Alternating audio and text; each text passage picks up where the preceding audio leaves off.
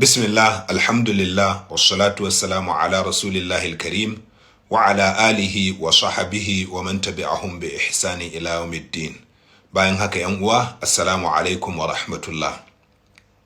Na so in yi takaitaccen bidiyon nan ne domin in yi jan hankali game da barazanar dawowan hare-haren Boko Haram na kuma yi kira ga gwamnati, musamman gwamnatin tarayya, cewa lalle ta yi tsayin daka, ta yi duk mai yiwuwa domin ta tabbatar da cewa hare-hare da ta'addancin kungiyar Boko Haram ba su dawo kamar yadda suke a baya ba.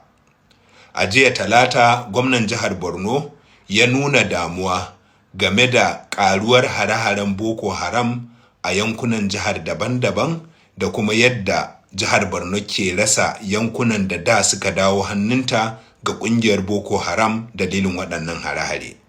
Kuma wannan damuwa da gwamna Zulum ya nuna damuwa ce wadda take da kan gado, domin kuwa tabbas a watannin nan da suka gabata mun ga karuwa a hare-haren Boko Haram. A yanzu kusan a kullum ta Allah sai kungiyar Boko Haram sun kai hari, sun kashe fararen hura a gurare daban-daban a jihar Borno. Amma saboda waɗannan abubuwa suna faruwa ne a ƙauyuka ko a dazuka, ba a fiye jinsu a kafafen yada labarai ba, kuma tunda ita gwamnati ba so take a sani ba a sani. To amma babban abin da ma ni ya fita da mun hankali shine karuwar hare-hare a kan sansanonin sojojin Najeriya. A iya watannin nan 2 zuwa 3 da suka gabata, kungiyar Boko Haram sun kai hare-hare a kan manya-manyan sansanonin sojoji a gurare daban-daban a jihar Borno. Misali, sun kai hare-hare a garin Wajiroko da Sabon Gari a ƙaramar hukumar Dambuwa, sun kai hare-hare a garin Wulgo a ƙaramar hukumar Gamborin Gala, haka kuma sun kai wani harin a garin Izge a ƙaramar hukumar Goza. Kuma duka waɗannan hare-hare kan sansanin sojoji ake kai su.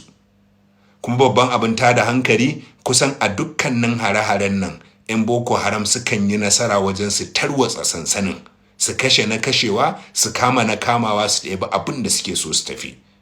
Babban abin tada hankali da hare-haren nan shine duk inda Boko Haram suka kai hari kan sansanin soja, to abu na farko dai ka san cewa tun da kaga kungiyar sun niki gari ta Kanas ta Kano sun kai hari kan sansanin soja ba tare da su sojojin ne suka kawo musu hari ba, to ka san cewa sun taki wani abu. Idan da ba su da ƙarfin gwiwar cewa suna da ƙarfin yawa da ƙarfin makaman da za su ci ƙarfin sansanin soja ba, ai da ba za su kai harin ba. To abu na farko kenan. Abu na biyu, idan suka kai harin nan, idan suka yi nasara wajen tarwatsa sojojin, suka kashe na kashewa, suka kama na kamawa, suka kori na kora, to fa abin da suke shine su ɗebi makamai da abinci da magunguna da man motoci da sauran kayayyakin da aka tanada wa sojojin. Kaga wannan zai ba su damar ƙara wa kansu ƙarfi domin su kai wa sansanin da ya fi wannan ma girma. Haka muka ga ƙungiyar tana yi a baya. Suka fara da ƙananan sansanonin jami'an tsaro, ko in ce caji office. In suka ɗebi makamin sai kuma su kai wanda ya fi wannan girma, sai su kai wanda ya fi wannan girma. To yanzu manyan sansanonin sojoji suke kai hare-hare, suna tarwatsa su, suna kuma kwashe kayan masarufin. Kaga wannan zai ba su dama su sake ƙarfi, su sake kai hari wani gurin. Wannan banda hare-haren da na ce muku kusan kullum ta Allah sai an kashe fararen hura a jihar Borno musamman. Kuma a jihar Yobe ma mun gani, misali a garin Mafa a watan Satumban da ta gabata sama da mutum 120 'yan Boko Haram suka kashe, kuma sai da ma suka turo takarda cewa za su kawo hari garin. Bayan kwanaki suka kawo harin kuma ba a ce musu ci kanka ba, suka ci karensu babu babbaka suka fita. Haka kuma a Barnan a yanzu cin karensu suke babu babbaka a gurare daban-daban. Shi yasa kaji gwamna Zulum yana cewa suna rasa yankuna, tunda in ya zama yanki dan ta'adda zai je abin da ya ga dama ba tare da wani ya ce masa ci kanka ba tare da ya yi ɗauki ba daɗi da kowa ba, to kaga wannan guri ai ya zama nasu. Bayan kai hari kan sojoji, ga 'yan sandan da ake kashewa, ga 'yan civilian JTF da ake kashewa, ga kuma sauran jami'an tsaro da ake ta kashewa. Kuma ni dai a mahangata akwai dalilai da dama da suka jaza faruwar wannan lamari a wannan lokaci. Abu na farko shine dama na sha faɗa cewa ba a fa gama da ƙungiyar Boko Haram ba, an dai raunata ta ne. Ka san ana cewa idan aka kashe maciji ba a yanke kanshi ba, a wannan macijin ba a ma kashe shi ba, an ji mai rauni ne. To kuma duk lokacin da haka ta faru, kurakuran da gwamnatocin baya suka yi, wanda ita ma gwamnatin nan yanzu gashi ta fara yin shi, shine idan aka raunata ƙungiyar Boko Haram sai a ɗauka an gama da ita ne, sai a ɗauke hankali daga kanta a mayar wani guri daban. Kuma akwai dalilai da dama da suka fara nuna cewa lalle haka ta fara faruwa a ƙarƙashin gwamnatin nan. Misali, a kwana-kwanan nan na samu rahotanni daga majiyoyi masu ƙarfi a garin Damaturu cewa suna ganin manya-manyan motocin sojoji suna barin jihar Borno suna yin yamma. Kuma suna maganan cewa a makonni 8 zuwa 12 nan da suka gabata an ga gwamman motoci a ranaku daban-daban, manya-manyan motocin sojoji da tankuna suna barin jihar Borno suna ta wucewa daga cikin garin Damaturu suna gabas. Duk wanda yake zama kusa da kan hanya a garin Damaturu, ku tambaye su, za su ba ku labarin cewa ana ganin manya-manyan motocin sojoji suna wucewa suna yin yamma kuma ba a ganin dawowansu. Sannan abu na biyu, akwai majiyoyi da suke gaya min musamman a garin Goza cewa akwai 'yan Boko Haram da aka ce tubabbu ne aka mai da su. Da yawa daga cikinsu sun koma ta'addanci, waɗansunsu ma sun koma ruwa, sun koma ƙungiyar.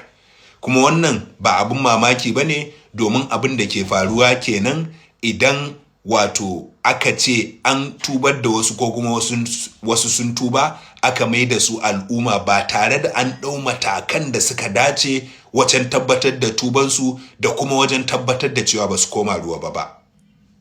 Sannan abu na uku, Multinational Joint Task Force, wato haɗakar sojoji ta ƙasa da ƙasa wadda ta fi kowace haɗaka nasara akan Boko Haram ta yi matuƙar rauni.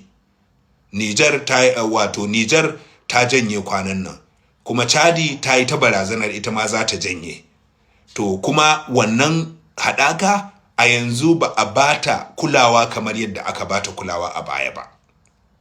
Waɗannan dalilai na kaɗan daga dalilan da suka sa ƙungiyar Boko Haram ta numfasa take ƙoƙarin dawowa da hare-harenta da ta'addancinta kamar yadda ya faru a baya. Kuma duk wanda yake ƙaunar arewacin Najeriya, duk wanda yake son zaman lafiya a Najeriya, duk wanda yake ƙaunar al'ummarmu, to ba zai so ya ga abin da ya faru a baya ba.